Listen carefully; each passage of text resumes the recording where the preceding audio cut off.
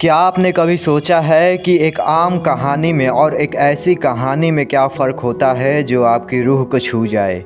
Anime की दुनिया में हज़ारों लड़ाई हुई, बड़े बड़े धमाके हुए और न जाने कितने किरदार आए और गए, लेकिन एक सीन ऐसा था जिसने सिर्फ उस कहानी को नहीं बदला बल्कि उसे देखने वाले लाखों फैंस की सोच को हमेशा के लिए बदल दिया।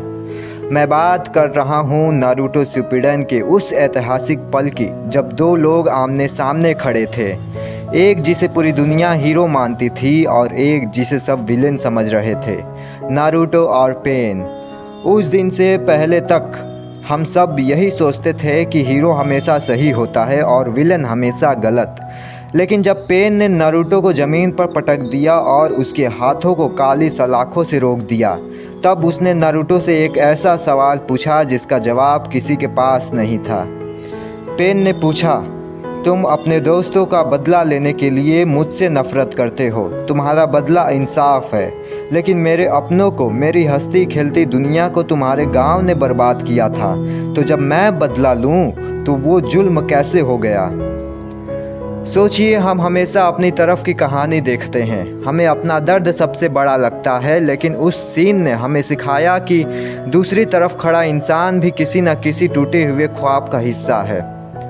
उस मोड़ पर न पेन गलत था और न ही नारुतो, दोनों सही थे अपनी अपनी जगह पर। उस सीन ने दुनिया को एक कड़वे सच से रूबरू कराया, द साइकिल ऑफ पेन, यानी दर्द का चक्का। नफ़रत से नफ़रत पैदा होती है। अगर कोई आपको दर्द देता है और आप बदले में उसे दर्द देते हो तो यह सिलसिला कभी ख़त्म नहीं होता।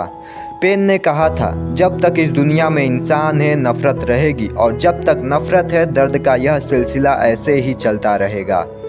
उस लम्हे में लाखों फैंस का दिल थम सा गया था, क्योंकि हमें समझ आया कि कोई भी इंसान पैदाइशी बुरा नहीं होता।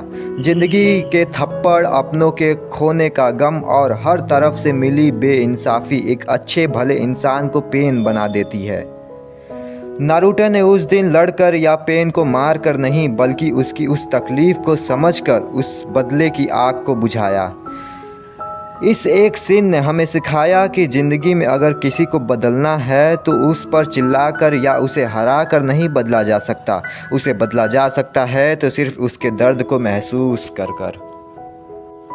अगली बार जब आप किसी से नफ़रत करने लगे तो एक पल के लिए रुकिए और सोचिए कि शायद उसकी कहानी का वो पन्ना आपने कभी पढ़ा ही नहीं जिसने उसे ऐसा बना दिया।